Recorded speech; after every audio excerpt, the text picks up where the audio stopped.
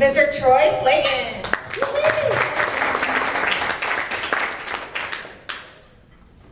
Thank you so much. Good morning, everybody. I'm Troy Slaten. I'm your criminal defense attorney. I'm a partner at the law firm Floyd, Skeren, and Kelly, where I head up the firm's criminal defense division. Before that, I worked in the LA County DA's office, where I quickly realized that I did not like putting people in jail for stuff that I did in college. So I became a criminal defense attorney, which means that I help people who have been accused of committing crimes or are being investigated for crimes. Hopefully they won't be accused if I'm contacted early enough. So when a friend or family member is contacted by the LAPD or the LA County Sheriff's Department or any police agency anywhere in California, because my law firm has 11 offices all throughout the state. I handle cases from San Diego County to Fresno County. I've even been in Eureka and Nevada County. That's actually a place.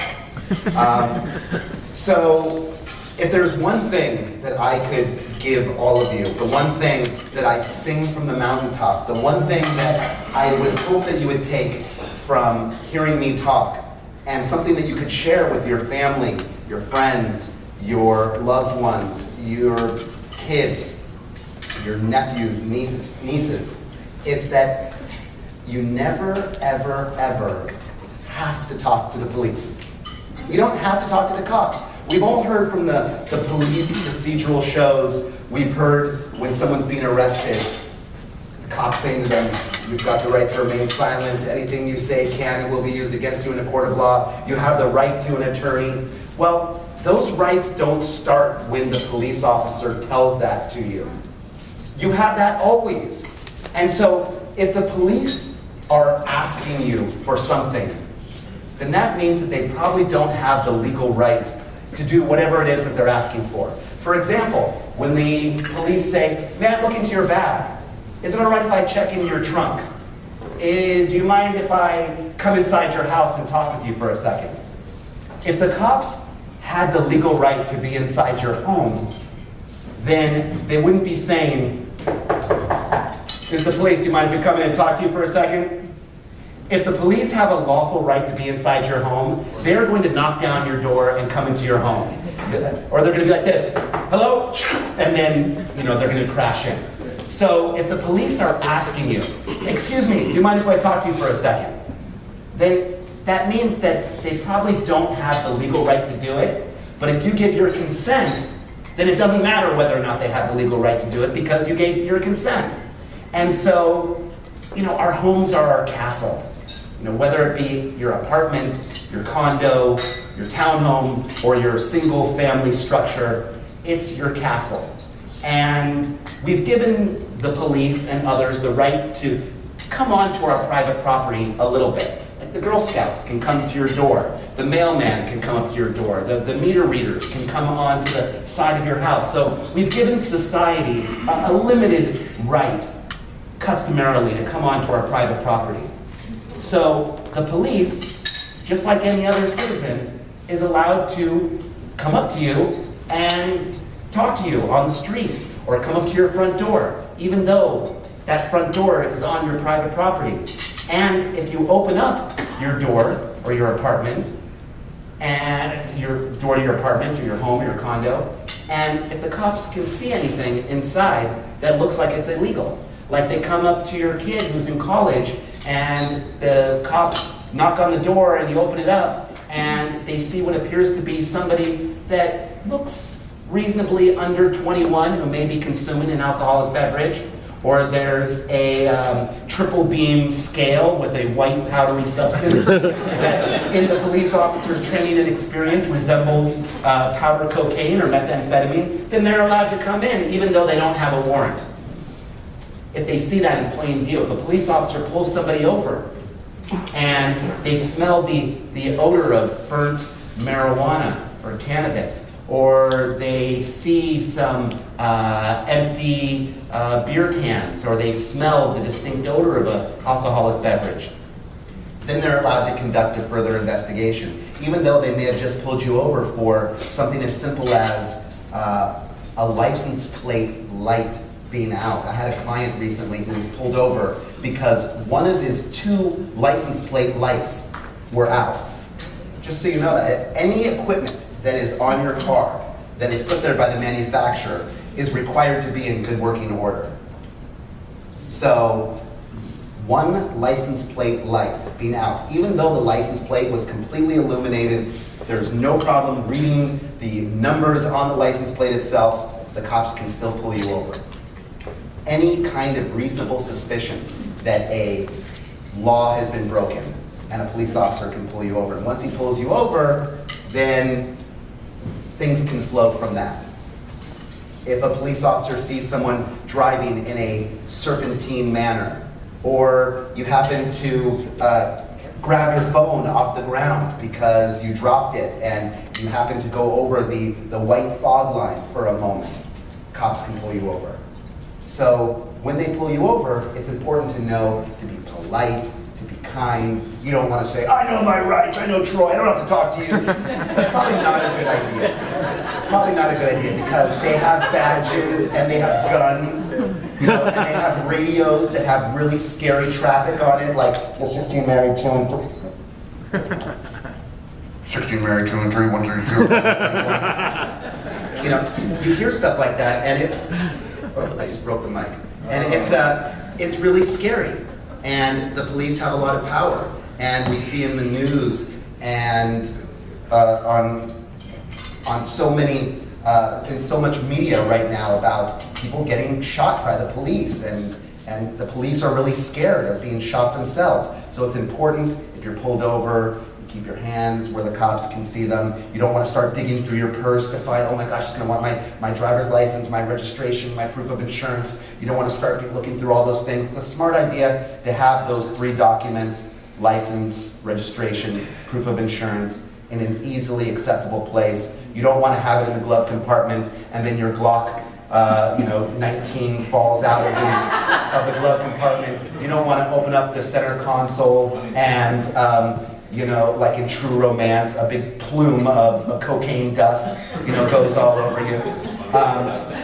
You don't want to have a situation like that, and you also don't want to even make it look like you are you're fumbling or you don't know what's going on. You're too nervous. Police officer is trained at that moment to be looking at everything. He's looking at every single thing that you're doing at that moment. A few things to remember. If you're arrested or stopped, detained on suspicion of driving under the influence, something like that, you don't have to do any of those field sobriety tests on the side of the road. Be polite, be kind, and say, I'm sorry, I can't answer any questions without an attorney. That's actually cooperating.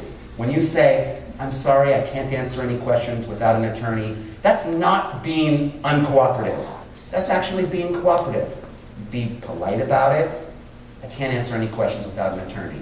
I tell the college kids that I talk to, I was at a fraternity last night, and I told them, if there's one thing that you, I don't know why that's so funny.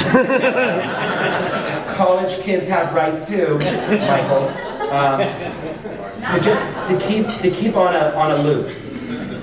I can't answer any questions without an attorney. I can't answer any questions without an attorney. And just kind of have that on a broken record. The college kid, they didn't know what a record was, but I said, like, if you're just, you know, just keep it on a loop. I can't answer any questions without an attorney. So, yeah, on a DUI investigation, you don't have to do any of those roadside gymnastics. And you don't have to recite the alphabet backwards. You don't have to tell a police officer where you're coming from, where you're going, what you are doing. You're not your friend. And in that situation, they're not there to help you. Unless you're calling the police, 911, please come help me, I need the police help. Unless you're calling them to help you in that situation, they are looking at you as a suspect. They are looking to find evidence to get you in trouble and to help the prosecutor prosecute you. So, and even if you're calling 911, they're probably gonna come and write a report after all the bad stuff has already happened. So, if the police are asking you questions and you didn't invite them to talk to you, usually a good idea to not talk to them. And with regard to DUI, the best way to avoid a DUI is not to drink and drive, or to use drugs and drive. And even if you're taking a lawful prescription, I had somebody once accused of DUI of Benadryl. Even if you're taking a lawful prescription for pain, or you had a recent surgery or something, you're taking a lawfully prescribed opioid or benzodiazepine or something like that because you didn't see Dr. Starler, and so you're taking these horrible medications, you can be DUI of a lawfully prescribed medication. Even if you have a card for medical marijuana, that does not give you a right to drive under the influence of the marijuana. It gives you a right to possess it and transport it, but not to be under the influence of it.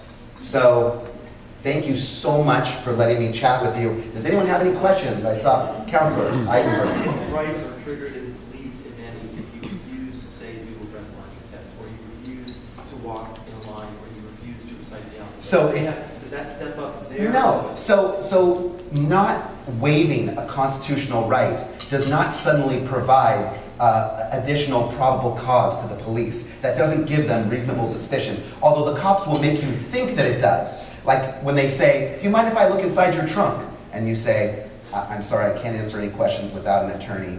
I don't care to waive any constitutional rights. Oh, the cop will get in your face and say, oh, why? Are you trying to hide something? If you didn't have anything to hide, you wouldn't mind me looking in your trunk, right? If you were an honest, law-abiding person, you wouldn't mind me looking in your trunk, so I'm going to look in your trunk. All right, easy, Troy. That's Officer Troy. Not criminal defense attorney Troy. Because I will be right there on his shoulder reminding him, Mark, be strong. Don't answer any questions without an attorney. And the cops don't have to tell you that. You had a question, Carl? Don't answer it. I thought if, I think the handbook or somewhere I've read, or that if you don't comply, that you can automatically have your license suspended. Okay, so once you've been arrested, you've been placed into handcuffs, and the cops have placed you under arrest. If you do not submit to a blood or breath test, at that point, then you can lose your license for 1 year, regardless of what happens in a criminal case. But prior to an arrest, all those roadside gymnastics, the field sobriety tests, the preliminary breath test, that handheld one, that's optional and voluntary. But if you don't, if you're arrested, they take you in, are you better to not do the sobriety and urine and all that stuff? Well, there's no urine test anymore unless they suspect drugs. If they suspect drugs, they can demand a blood test. If there's going to be something other than alcohol in your blood, then you probably want to try and do a breath test. If there's going to be only alcohol, then my recommendation is that you do blood after you've been lawfully arrested. If you say you want to get a lawyer, would you want to... You don't have a right to have a lawyer prior to saying whether or not you want to give a blood or breath test. All right, so all your rights are okay. So we have time for one more question. Dr. Starler, since I mentioned you. So there you are, sitting on the side of the road, and the officer pulls you over for whatever reason and starts going through his gymnastics. And you say, no, I can't answer any questions without an attorney, and no, you can't look in my car. Then what? Then the police officer will have to make his decision about what he's going to do without all that additional information that you're going to be giving him. So if he And says step out of the car. if he says step out of the car, you have to step out of the car. You have to follow any lawful order of the police officer. But doing those roadside gymnastics is not a lawful order. That's you testifying against yourself and answering all those questions. They have about 25 questions that they'll ask you in a DUI investigation. All those are designed to elicit incriminating responses and to assist them in prosecuting you. What are her options? What are the options, though? If you say no, can we continue? You said there's a choice. What's the choice? And I am happy to answer that question at another time because I was given the bell, but I'm happy to talk to you at any time about that. So thank you, Troy. Thank you. Obviously, we have a lot more questions.